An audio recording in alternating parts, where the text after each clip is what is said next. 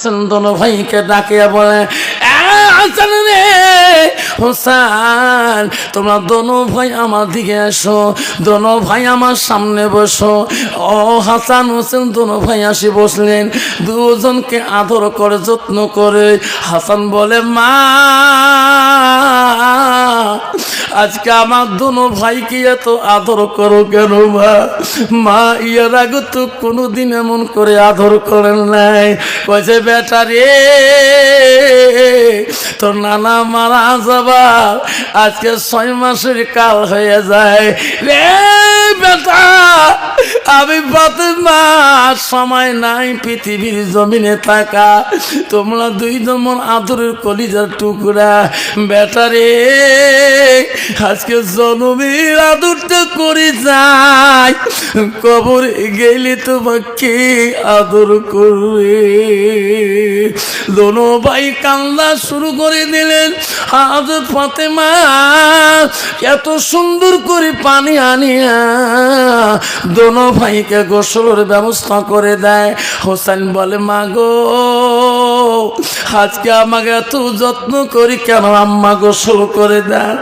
আম্মা, আজকে আমার দোনো ভাইকে এত কেন যত্ন করেন মা, গোসল দেয় দেন?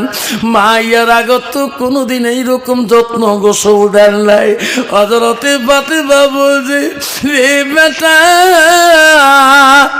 আমি আজই চলে যাব রে দুনিয়া থেকে রে বেটা। আজ থেকে তোমাকে গোসল দিবে পৃথিবীর মা থাকবে না, আমি চলে যাব রে বেটা।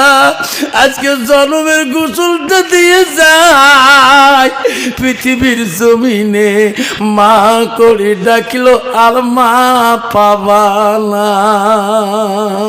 মা নামিটি অতি মধুর, ভুলিও না রে ভাই, মায়ের মতো আপনজন পৃথিবীতে না। মা, আমাকে জন্মের গোসল দিবা? হ্যাঁ। হযরত আলী বাড়ি আসলেন, দোনো ভাই দৌড়ি দিয়া আব্বাকে বলেন, আব্বা, আব্বা গো, আজকে আমার মা কেন এরকম কথা বলে?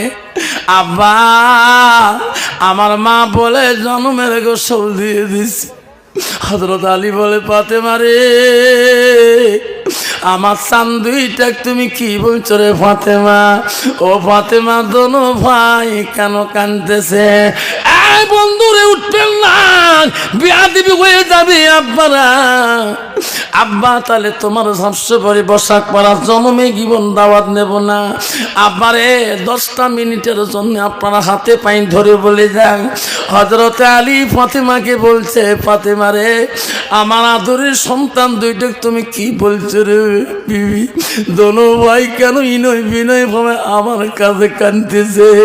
হযরত ফাতেমা বলছে, স্বামী গো, আমার যাওয়ার সময় হয়ে গেছে, আমার আব্বা কবরে গেছে গো স্বামী, আমিও ফাতেমা কবরে যাব। স্বামী, আমি ফাতেমা যদি মারা যাই, পৃথিবীর মানুষ যাতে, দেশের মানুষ যাতে জানে না। কে ওগো স্বামী, আমার তোমরা পর্দা করে নিয়ে যা কবরে রেখে দেবেন। আলী বলছে, ফাতেমা রে, তো কি দেশের মানুষ মাটি দেবে না? মা বলে, শুনে রাখো।